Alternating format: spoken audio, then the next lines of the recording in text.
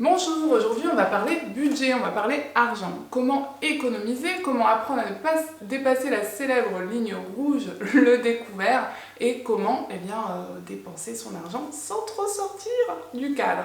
Donc déjà, apprendre à le maîtriser, c'est savoir combien on use déjà de base, et ensuite se fixer des objectifs et rester proche de ces objectifs. Alors, très simple, pour faire cette méthode, je vous ai dit, c'est la plus simple, dans le petit titre, et bien vous allez utiliser une enveloppe. Donc vous pouvez prendre une ancienne facture et récupérer l'enveloppe, ou prendre une enveloppe neuve. Moi, j'ai reçu un petit guide, la méthode des enveloppes, je vous la montrerai tout à l'heure, mais clairement, avec du papier, ça fonctionne aussi. Alors, comment ça marche ? Donc en fait, quand on veut économiser, quand on veut apprendre à gérer son argent, on a tendance à tenir un petit peu les quelques premiers jours, et ensuite sur la durée, ça tient pas. Ou alors on va se dire, tiens, j'ai envie d'économiser 5 000 €, mais en fait c'est tellement galère que la somme énorme, là, elle vous tombe dessus, et puis vous y arrivez pas non plus.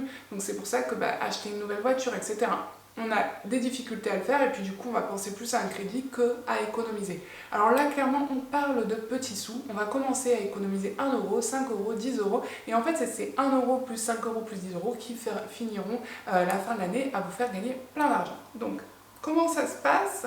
C'est que chaque mois vous allez budgétiser en fait en plusieurs catégories ou par votre argent. Donc clairement déjà analysez vos comptes, regardez où vous dépensez votre argent. La façon la plus simple, je pense, de faire ce système d'enveloppe, c'est de vraiment pas faire 15 milliards de catégories. Premièrement, il y a les charges fixes, tout ce qui est loyer, gaz, électricité, téléphone, etc. Ça, vous n'avez pas la main mise dessus, c'est tout ce qui va de suite être ponctionné sur votre compte. Donc, bien, pour moi, c'est une enveloppe virtuelle. Voilà.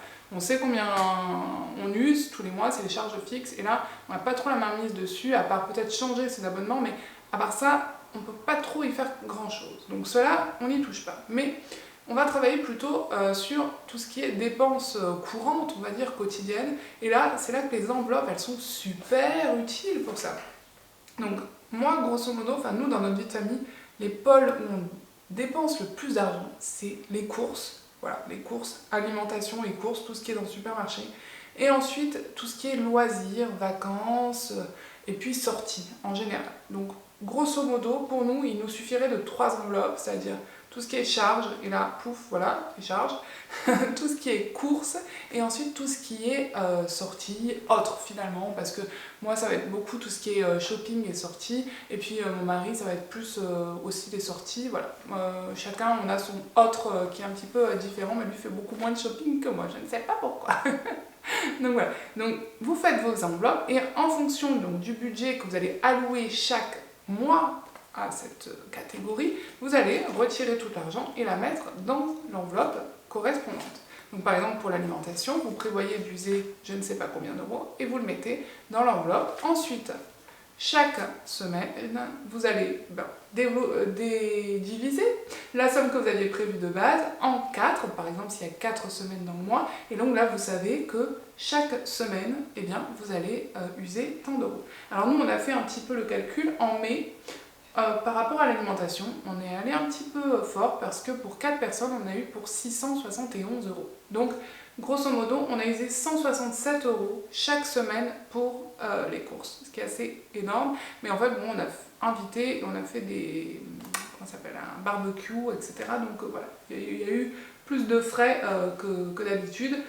Normalement, grosso modo, on dit qu'il faut 100 € par personne par mois, donc pour une famille comme nous de 4 personnes, il faudrait un budget maximum de 400 €. Alors nous, comme on est un peu gourmand, on va monter à 450, mais voilà, grosso modo, il faudrait qu'on soit à 100 € maximum par semaine. Ça vous donne un peu une idée, si vous êtes 2 personnes, il faudrait que vous ayez un budget de 200 € par mois, et si vous êtes 7, ça fait 700 € par mois, et ensuite vous divisez par le nombre de semaines.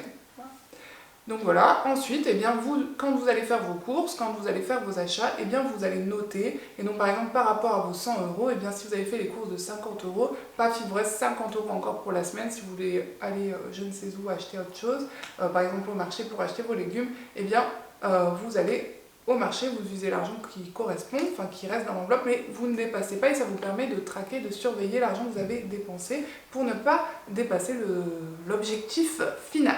Voilà, des petits conseils pour diminuer cette somme. Eh bien, déjà vous pouvez consommer moins de viande, ça coûte très très cher, c'est très mauvais pour la planète et très mauvais pour votre santé.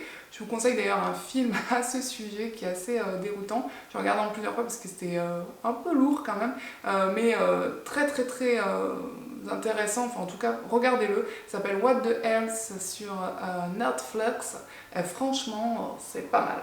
C'est pas l'accent anglais, je crois, mais bon, vous avez compris. What the Health, je vous noterai le nom.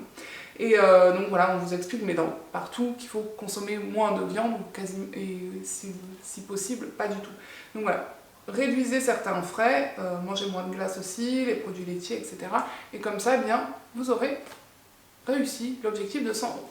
Alors, moi je vous montre, nous, ce que ça donne. Donc là, il y a beaucoup d'enveloppes dans le paquet. Nous, on n'utilise pas toutes les enveloppes parce qu'il y en a 7. Mais en tout cas, j'aime bien parce que c'est le côté plastique, on voit à travers. Il y a le petit machin là pour accéder à l'intérieur de l'enveloppe. Et puis ce qui est bien aussi, c'est que au moins je fais le tracking, voilà, je vais faire le tracking sur les feuilles, là, comme ça, qui sont déjà dans le classeur. Et c'est pratique aussi, parce que chaque année, du coup, il n'y a plus qu'à changer que les petites feuilles. Donc, très intéressant, mais pas obligatoire, puisque je vous ai dit, donc avec ce petit bout de papier, ça ira très bien. Donc, bien, le mois de mai, on est allé chercher sur tous les comptes qu'est-ce qui s'était passé. On a noté, et là, donc, résultat fatidique, 671 €. Donc, voilà. Donc là, on a noté notre prochain objectif, le 450 €. Et là, je note à chaque fois, donc cette semaine, on a fait des courses pour 70 €. Et donc, c'est noté. L'argent qui reste est donc dans l'enveloppe, et ça nous permet comme ça de voir les billets diminuer et se dire, il faut bien respecter le budget. Et puis, comme ça aussi, on sait qu'on ne va pas dépasser. En fait, on l'espère. Ensuite, on a aussi donc, le budget vacances. Là, on ne fait que remplir cette enveloppe puisque elle sera utilisée en août, mais pas avant. Voilà. Et ensuite, on a la fameuse enveloppe loisirs qui est pour nous celle qu'on sollicite le plus, puisqu'avec les enfants, on aime bien sortir et faire des petites choses. Donc voilà, c'est celle qu'on remplit. Mais grosso modo, voilà, on est sur vraiment... Enfin, en tout cas, ce qui va, je pense, nous aider le plus, et franchement, pour vous, je pense aussi, c'est ce qui est vraiment course, et après, tout ce qui est shopping, et loisirs, etc. Aussi de surveiller, donc en notant là où l'argent part, et ensuite de se fixer des limites pour ne pas les dépasser. Donc voilà, j'espère que cette vidéo vous aura plu, vous aura donné envie de vous lancer dans les enveloppes budgétaires. Franchement, testez sur 3 mois. Et après, vous verrez que vous allez les adopter parce qu'en fait, au début, on se dit « Ah, c'est un peu compliqué, il faut que je retire le cash, etc. » Parce qu'on a tendance à tout payer par carte. Mais franchement, après, on est content d'avoir l'argent à la maison. On sait où est-ce qu'on a usé son argent. Et avec la carte, et surtout avec le sans contact, enfin, je sais pas vous, mais ça va tellement vite qu'on oublie en fait qu'on a acheté un truc. Et après, à la fin, tu te dis « Mais attends... dans ma tête j'avais ce suivi plus ou moins et là j'en suis là, enfin ça va très très vite de dépasser la ligne alors qu'en fait voilà, là finalement c'est dans l'enveloppe une fois qu'il n'y a plus rien à prendre et il n'y a plus rien. Voilà, très belle journée à vous, j'espère que cette vidéo vous aura plu. Pensez à vous abonner s'il vous plaît, à mettre un petit like et puis à mettre un petit commentaire, ça me fait toujours plaisir.